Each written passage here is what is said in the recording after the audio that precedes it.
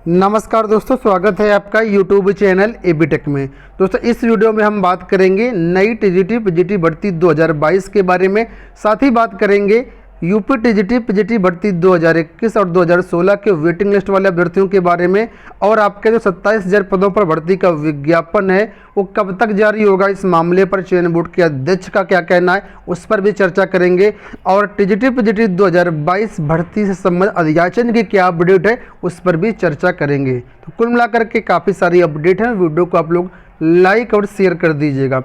उससे पहले दोस्तों आप लोगों को बताना चाहेंगे कि अगर आप लोग यूपी टीजीटी पीजीटी भर्ती की तैयारी कर रहे हैं तो AB tech online test series app के माध्यम से आप यूपी टीजीटी की और यूपी पीजीटी के कई सारे विषयों की जो टेस्ट सीरीज है वो अवेलेबल करवा दी गई। आप लोग इनको एक्सेस कर सकते हैं। यहाँ पर आपको प्रीवियस ईयर क्वेश्चंस पेपर भी मिलेंगे, साथ में मॉक टेस्ट भी मिलेंगे और एक टेस्ट बिल्कुल फ्री है। और इसके लिए आपको अलग अलग पेमेंट भी नहीं करना, एक ही पेमेंट में जितने भी टीचिंग एग्जाम्स होते हैं ऑल इंडिया, चाहे वो यूपी टेट हो, सीटेट हो, TGT PGT, KUS, DSSB, super TET, सारा कुछ एक्सेस कर सकते हैं नाम मात्र शुल्क में। तो डिस्क्रिप्शन बॉक्स में लिंक दिया गया है ऐप का AB tech online test series, उसके माध्यम से आप ऐप को डाउनलोड करके यहाँ पर टीचिंग पैकेज को बाय करके सारे एग्जाम आप एक्सेस कर सकते हैं। चलिए वीडियो में बढ़ते हैं आगे। दोस्तों आप लोग जानते होंगे उत्तर प्रदेश में 27,000 टीजीटी पीजीटी भर्ती 2022 की सूचनाएं लगातार मिल रही हैं और इस दिशा में जो है चयन बोर्ड ने अपना कदम भी बढ़ा दिया है।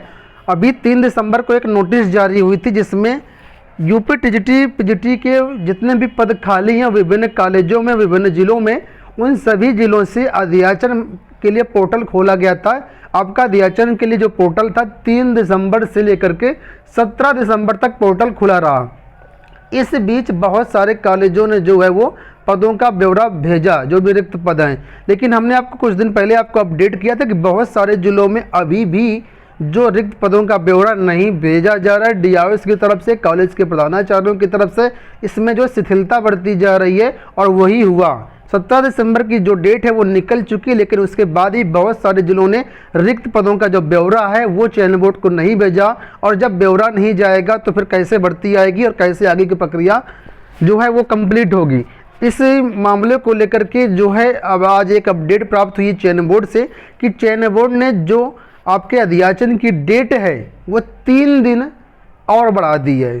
ठीक है, इसमें ये इसलिए भी बढ़ाई गई क्योंकि जो है चयन बोर्ड का जो अधियाचन का पोर्टल था वो काफ़ी स्लो चल रहा था, तो कई सारे लोगों को इसमें समस्या भी हो रही थी पदों का ब्यौरा भेजने में। तो एक कारण वो भी है और दूसरा कारण ये भी कुछ प्रधानाचार्यों ने जानबूझ करके इसमें जो है संज्ञान नहीं लिया और इस मामले में ढिलाई बढ़ती, इस वजह से यहाँ पर जो है वो पदों का ब्यौरा नहीं आ पाया। और कुल मिलाकर के अधियाचन की जो डेट है 3 दिन के लिए और बढ़ा दी गई। अब अधियाचन जो है 20 दिसंबर तक लिए जाएंगे, ऐसी सूचना प्राप्त हो रही है।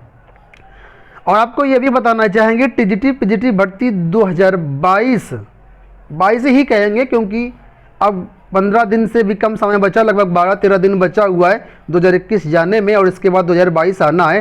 तो इस भर्ती को टीजीटी पीजीटी 2022 ही कहना उचित होगा। और इसमें देखिए अभी विज्ञापन के बारे में कुछ भी स्पष्ट नहीं है कि विज्ञापन 2021 में आएगा या जनवरी 2022 में आएगा। वैसे उम्मीद ज़्यादा जताई जा रही कि 2022 में ही विज्ञापन आएगा क्योंकि अभी पदों का ब्यौरा पूरा आ नहीं पाया, डेट ऑलरेडी बढ़ा दी गई 3 दिन।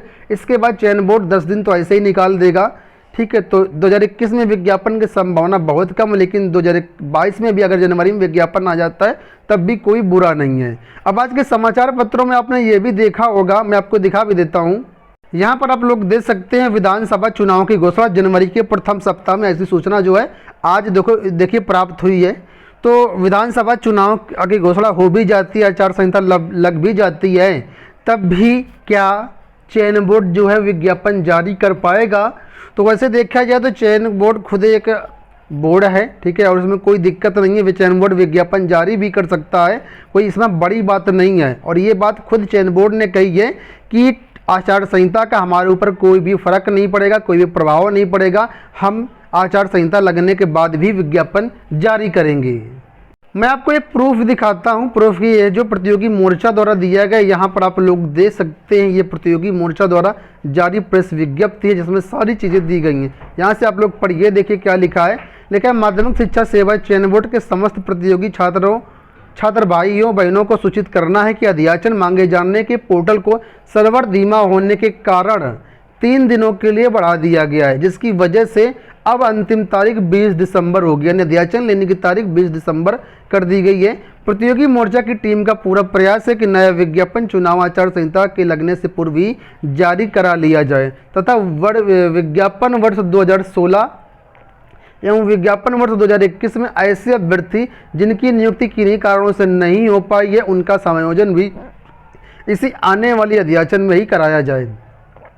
आदरणीय अध्यक्ष महोदय का कहना है कि चुनावी आचार संहिता लगने से नए विज्ञापन निकाले जाने को लेकर कोई असर नहीं पड़ेगा। लेकिन यहाँ पर साफ कहा है जो अध्यक्ष हैं चयन बोर्ड के, ठीक है, उन्होंने कहा है कि चुनावी आचार संहिता लग भी जाती है तब भी कोई दिक्कत नहीं होगी, विज्ञापन जारी कर दिया जाएगा। लेकिन फिर भी जो है प्रतियोगी मोर्चा किसी भी प्रकार का रिस्क नहीं लेना चाहता है, इसलिए नया विज्ञापन आचार संहिता लगने से पूर्व जारी किया जाना चाहिए, ऐसी मांग है। इस दिशा में प्रतियोगी मोर्चा की टीम द्वारा लगातार प्रयास किया जा रहा है। नया विज्ञापन और समायोजन के लेकर के प्रतियोगी मोर्चा की टीम जो है प्रतिबद्ध है। आपको बताना चाहेंगे 2021 और 2016 के जो अभ्यर्थी वेटिंग लिस्ट में है, ठीक है, तो वेटिंग लिस्ट के बारे में जैसा कि हमने आपको पहले ही बताया था कि जो है टीजीटी पीजीटी 2021 की ज्वाइनिंग प्रक्रिया चल रही, जो भी रिक्त पद रह जाएंगे, जो भी चयनित साथी ज्वाइन नहीं करेंगे उनके स्थान पर आप लोगों को ज्वाइनिंग दी जाएगी, ठीक है।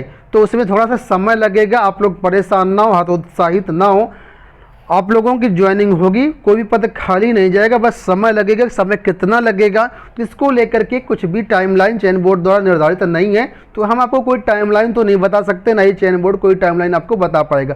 बहुत से अभ्यर्थी पूछते हैं सर बता दीजिए कितने दिन में ज्वाइनिंग होगी, क्या 1 महीने में हो जाएगी, क्या 2 महीने में हो जाएगी, क्या साल भर लगेंगे, तो इसको लेकर के कुछ भी कहा नहीं जा सकता। लेकिन यह मान लीजिए कि इस तरह माहौल गर्म है, चुनावी का माहौल है, तो हो सकता है वो आपकी ज्वाइनिंग जो है जल्दी होने के आसार दिखाई दे रही हैं। बहुत ज़्यादा समय तो नहीं लगेगा कि साल भर लटका रहे, लेकिन हाँ जल्दी हो जाए, कोई भी स्पष्ट हम आपको डेट नहीं बता पाएंगे।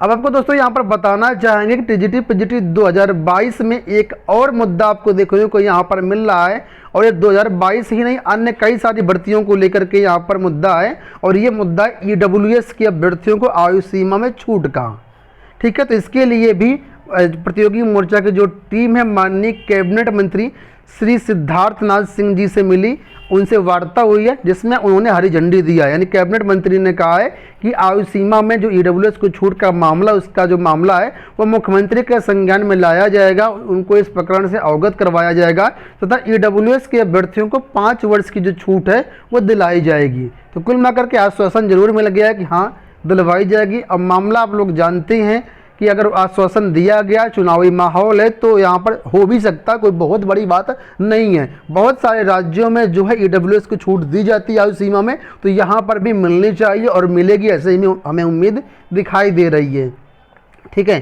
प्रतियोगी मोर्चा की टीम नए विज्ञापन को लेकर के, समायोजन को लेकर के, ईडब्ल्यूएस में आयु सीमा में छूट को लेकर के, एलटीजीआईसी के विज्ञापन को लेकर के, रमसा को लेकर के, ठीक है, इन सब चीज़ों को लेकर के जो है सक्रिय है और जल्द ही इसके सुखद परिणाम देखने को मिलेंगे, ऐसी प्रतियोगी मोर्चा को उम्मीद है। और यहाँ पर प्रतियोगी मोर्चा अध्यक्ष विकी खान द्वारा प्रेस विज्ञप्ति जारी की गई है, सोर्स आपके सामने, तो ये सारी चीज़ें निकल करके आई हैं।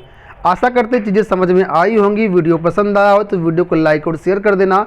इसी तरह की अगर ऑथेंटिक अपडेट प्राप्त करना चाहते हैं तो चैनल को भी सब्सक्राइब कर देना। धन्यवाद।